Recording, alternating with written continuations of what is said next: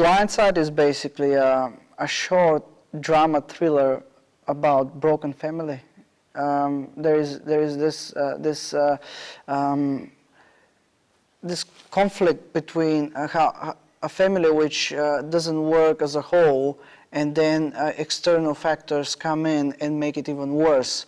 So there's no happy ending in a way when it comes to family violence and sexual abuse. Doesn't matter if the result of the whole situation is resolved and there is somebody who is punished for whatever is happening, but there is no happy ending on the end of the day.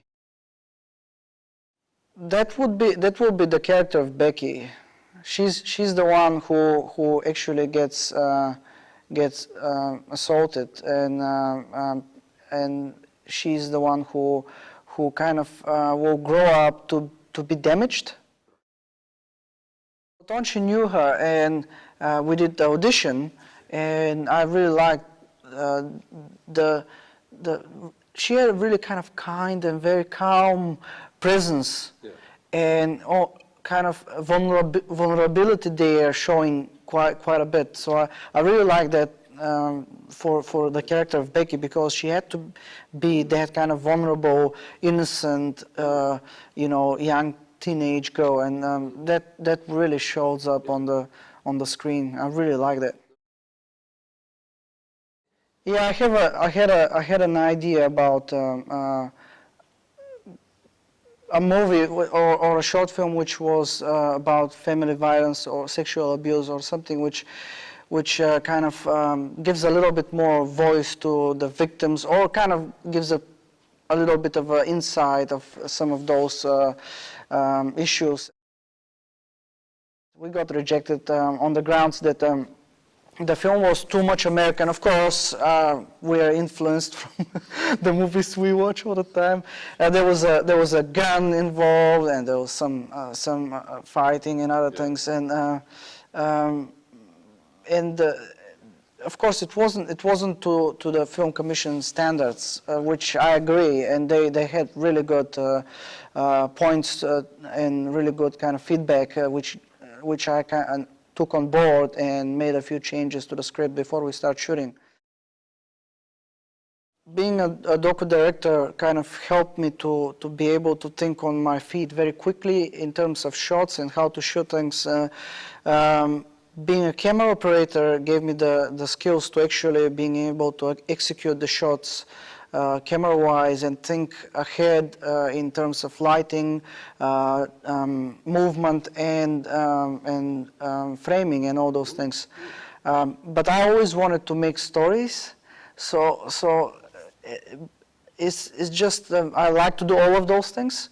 And for BlindSide, I had a specific look I was looking for, and the application for fresh shots actually was. I used it as a very good training, or almost like a deadline lockdown for me to push myself to put together the synopsis, the script, the logline, the storyboards, and all the other material like director's statement and all those things. So this actually pushed me to do those things which you actually need when you're making any type of project. But you can get lazy sometimes. Oh, I don't need storyboards, I have it in my head. I wanted to actually do that for that reason, so I can actually make those things, and they helped a lot. With the low budget, no budget films, you work with the people you know. So I guess we come out of South Seas, we look for work, we look for people to work with. We come together, we finish the same year or other years, work with other people from other years, and it's happening without wanting. I want it or not. No. It's just the resources, you work with the resources you have, and you end up working with the people who are as passionate or as ready to basically learn and contribute to a project they believe it's worth getting involved with. Yeah. So one way or another, I don't think I would have been able to do it otherwise. Like we've been taught at South Seas, you always work with the people you know. I mean, you become friends with some of them. They have other friends, and that's what you kind of feel comfortable to do. Just work with the people you know. I was in post with 3 short films at the same time. I was going to 3 editors at the same time for about 7 to 8, 9 months. I had to pay it from my own pocket for that, just because I really wanted the cast and crew to see it. This is very important when we do short films.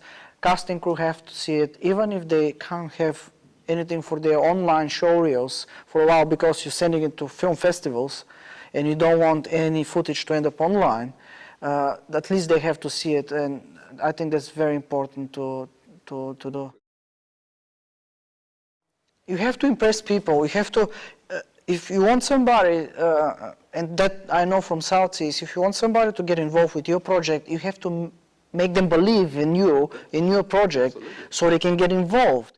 And I was looking for people, and on the big idea, I've put a few posts and asking for help. Sometimes people say, well, how you expect somebody to help you when you don't pay them? I say, well, I'm doing it, first of all, without being paid.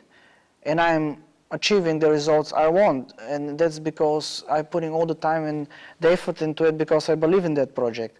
So if somebody else doesn't believe in the project for any reason, of course they're not going to get involved. So those people who got involved, they really like the concept.